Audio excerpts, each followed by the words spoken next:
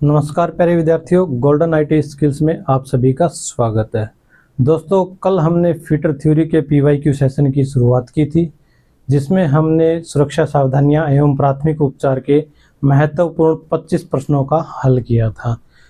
इस टॉपिक के बाकी बचे हुए प्रश्नों का हल हम आज के इस वीडियो सेशन के माध्यम से करेंगे। तो वीडियो के अंत तक बने रहिए, ज़्यादा से ज़्यादा शेयर कीजिए और लाइक कीजिए। दोस्तों, अगर किसी भी विद्यार्थी का कोई भी डाउट है या किसी प्रश्न के बारे में कुछ पूछना है तो कमेंट सेक्शन में ज़रूर लिखें, उसकी समस्या का समाधान किया जाएगा। तो इसी के साथ हम आज के सेशन की शुरुआत कर रहे हैं। आज का जो हमारा पहला प्रश्न होगा वो आपका ये है, निम्नलिखित में से कौन सा विद्युत से लगने वाली आग का कारण नहीं है। यानी इसमें से कौन सा कारण है जो बिजली के द्वारा लगी हुई आग का नहीं है। क्या ढीले कनेक्शन की वजह से नहीं लगती है? ढीले कनेक्शन की वजह से शॉर्ट सर्किट होगा तो हमारी क्या होगी, आग लग सकती है। तो ये हमारा उत्तर हो जाएगा गलत। इलेक्ट्रिक शॉर्ट सर्किट से आग लग सकती है। तारों पर अति भार यानी ओवरलोड की वजह से भी आग लग सकती है। तो खुले दरवाजे, देखिए बिजली से लगी हुई आग के कारण जो है खुले दरवाजे नहीं हो सकते हैं। ये आपका ALP CBT 2 के अंदर 23 जनवरी 2019 की शिफ्ट सेकंड में पूछा गया प्रश्न है।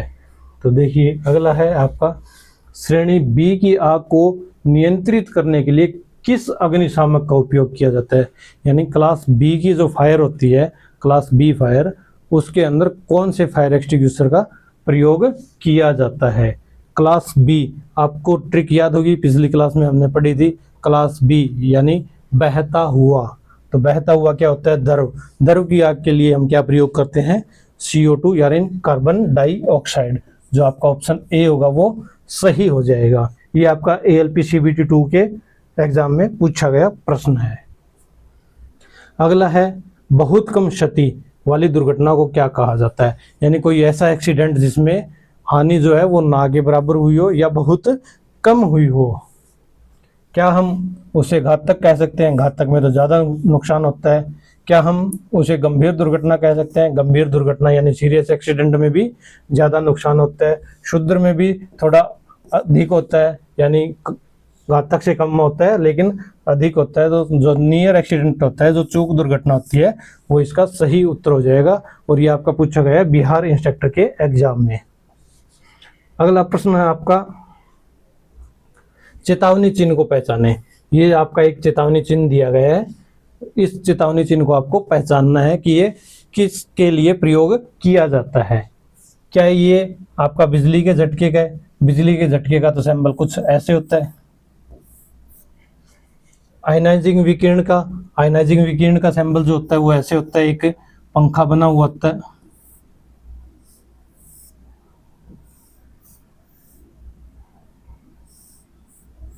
कुछ ऐसे बना होता है। आग का जोखिम का तो आपको पता ही है, ऐसे बना होता है। तो ये किस चीज का बजट है? आपका लेजर बीम का जो है सिंबल है। ये आपका इसरो के एग्जाम में पूछा गया प्रश्न है।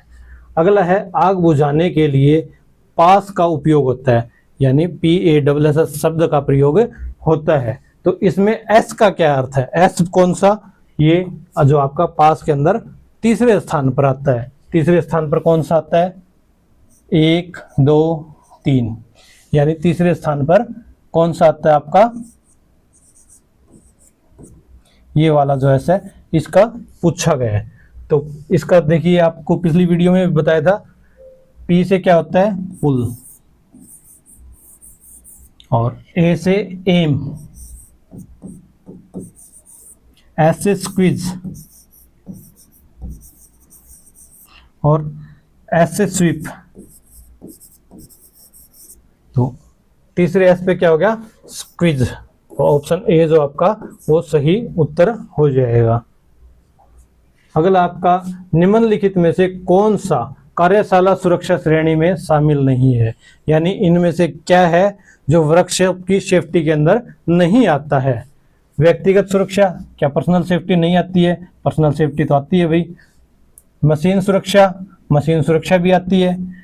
वित्तीय सुरक्षा, जो फाइनेंशियल सेफ्टी है, देखते हैं भाई, सामान्य सुरक्षा यानी जनरल सेफ्टी, जनरल सेफ्टी भी आती है।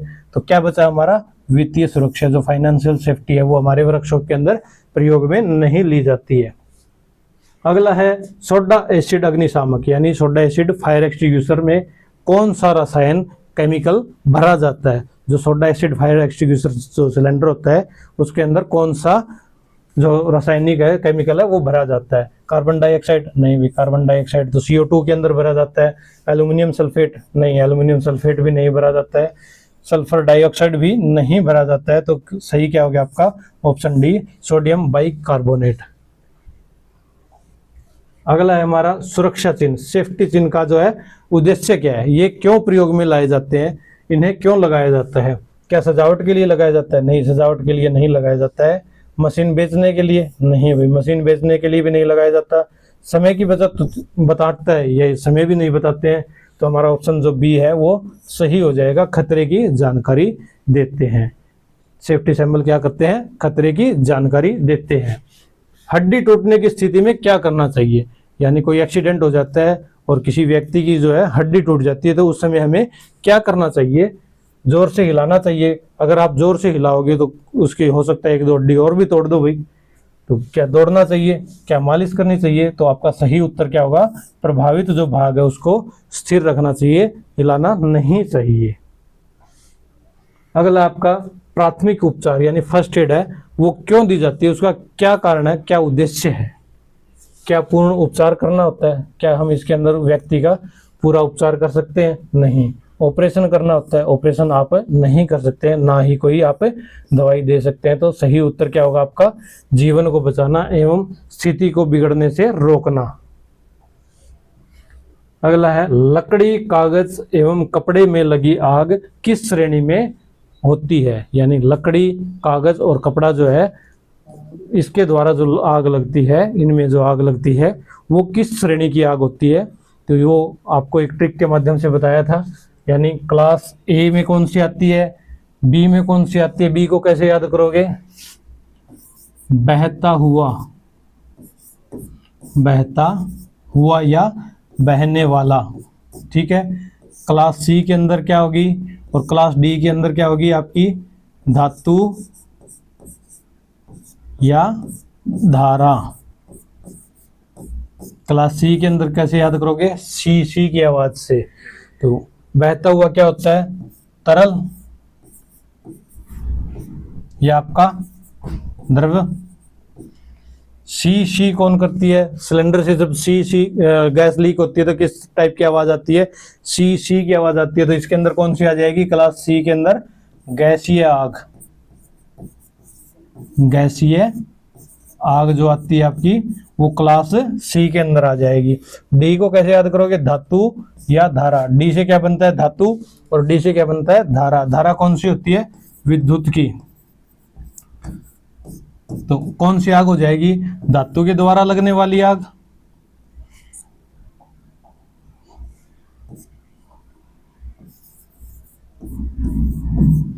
या फिर आपकी विद्युतीय आग।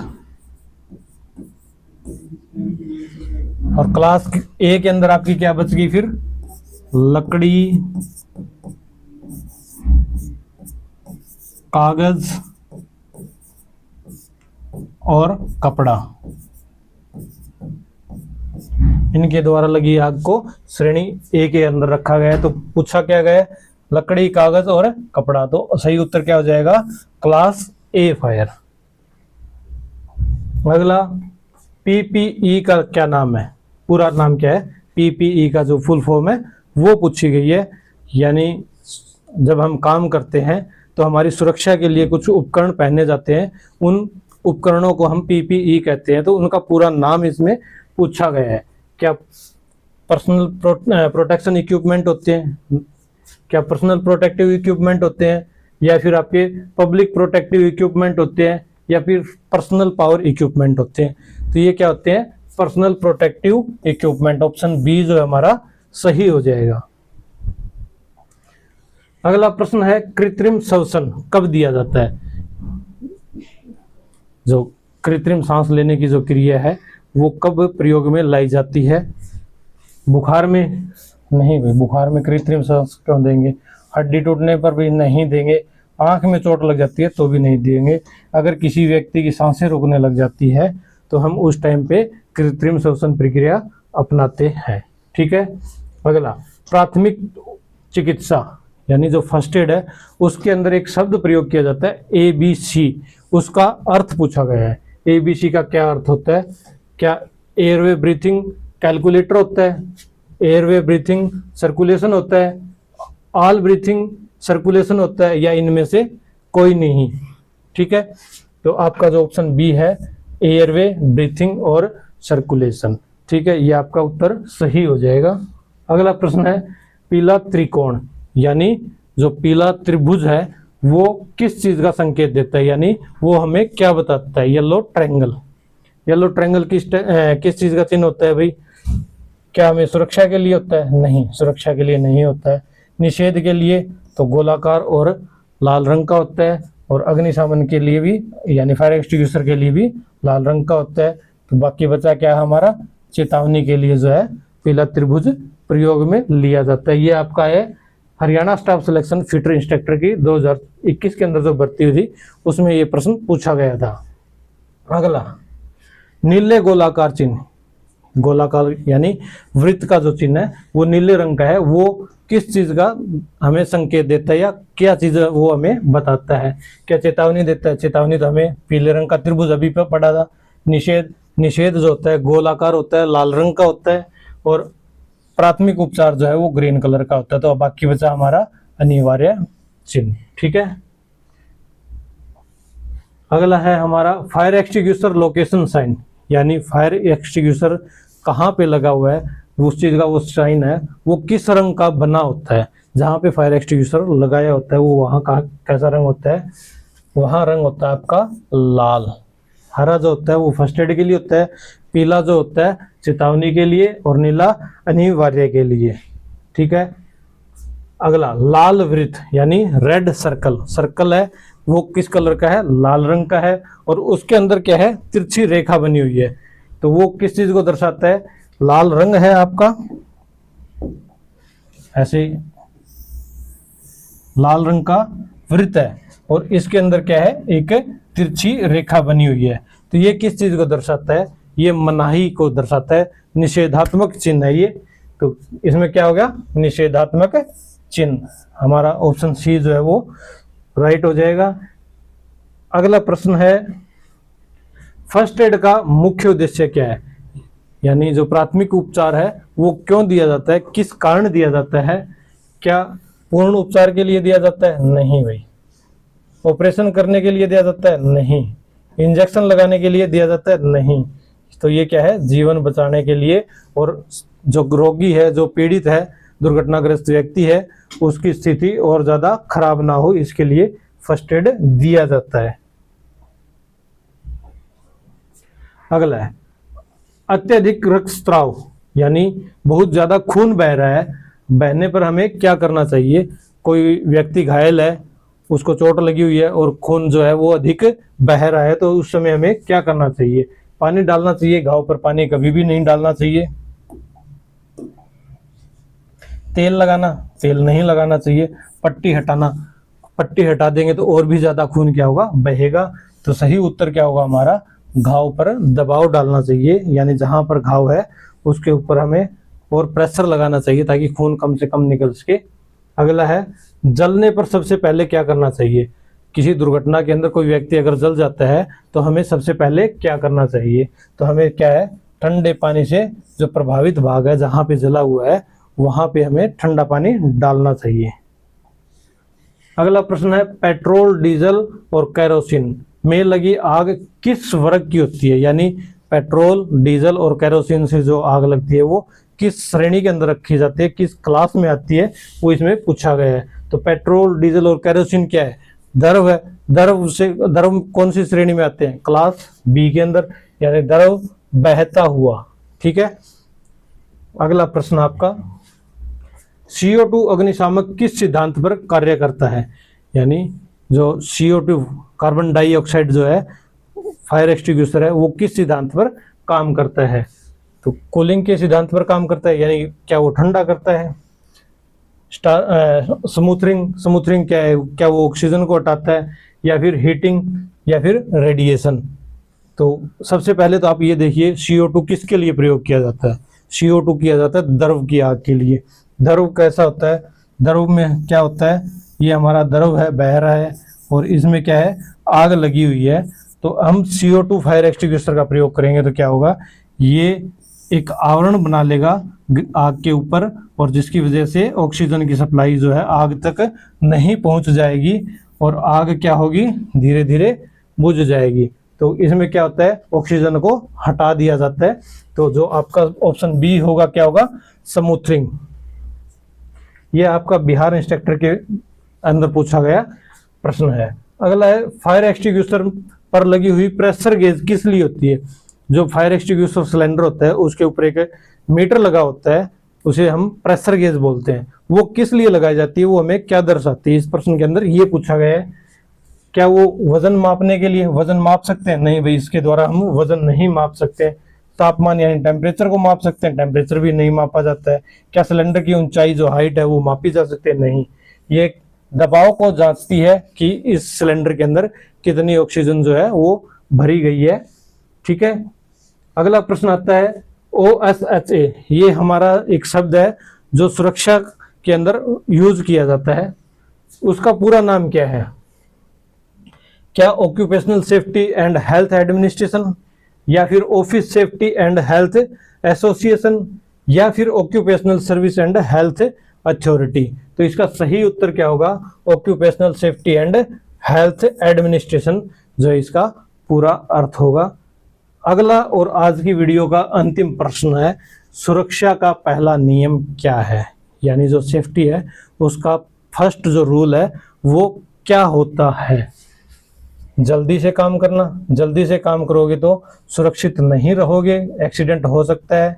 जल्दबाजी में बिना PPE के काम करना, PPE अगर आप नहीं पहनोगे तो भी एक्सीडेंट हो सकता है। नियमों का अनदेखा करोगे तो भी एक्सीडेंट हो जाएगा।